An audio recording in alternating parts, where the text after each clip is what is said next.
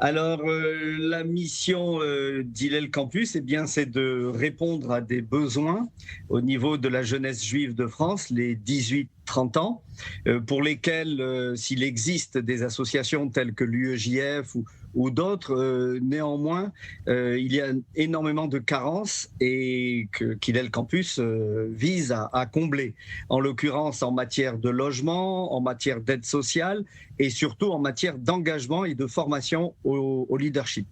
Oui. En quoi, bon, vous en avez fait référence, mais en quoi la mission d'Hillel Campus France va-t-elle différer de ce que fait par exemple l'UEJF ?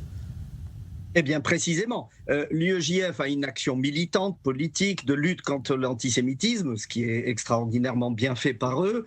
Néanmoins, il y a énormément de besoins, d'attentes au niveau de la jeunesse qui ne sont pas comblés.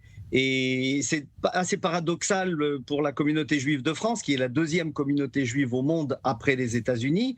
Et quand on voit que dans d'autres pays comme l'Angleterre, comme l'Allemagne, comme même la Hongrie, eh bien, il existe des structures telles que celles que nous apportons depuis maintenant 4 ans avec Hillel Campus France. Oui. Outre l'aspect logistique, le soutien logistique aux étudiants, on l'a bien compris, l'un des mots que vous mettez en avant, d'une formule que vous mettez en avant, c'est l'engagement. Alors l'engagement, pourquoi, Joël Benamou ?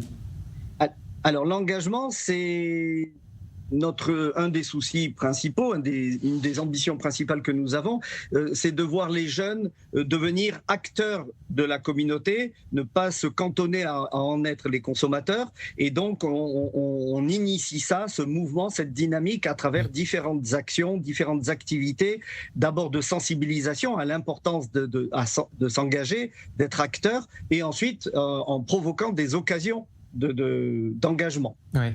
On sait que l'une des missions de Hillel Campus, en tout cas aux États-Unis, c'est évidemment de lutter contre le BDS, la campagne de boycott anti-israélienne. Ce sera aussi une mission de l'annexe française ?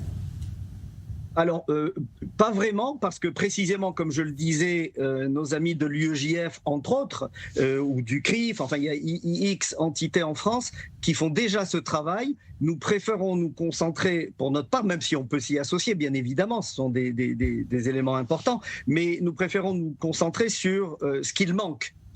Ce travail est déjà fait et bien fait par les entités que j'ai citées. On essaye, nous, de combler les aspects manquants, là où il y a des carences, là où on juge que les jeunes ont besoin d'aide. Par exemple, pendant la crise Covid, on a organisé différents points de rencontres sur Paris, en partenariat avec d'autres entités, comme le Centre Flegg, comme la synagogue Montevideo, pour permettre à ces jeunes, en respectant les règles sanitaires, bien évidemment, pour permettre à ces jeunes quand même de rencontrer des gens, de sortir de leurs 13 mètres carrés de leur studio, d'avoir un repas gratuit, etc. Donc voilà, il s'agissait pour nous de combler des manques, et c'est ça qui est l'essentiel de notre mission. Oui, Joël Benamou, je crois qu'une campagne de levée de fonds doit être lancée, début novembre. Vous nous en dites un mot.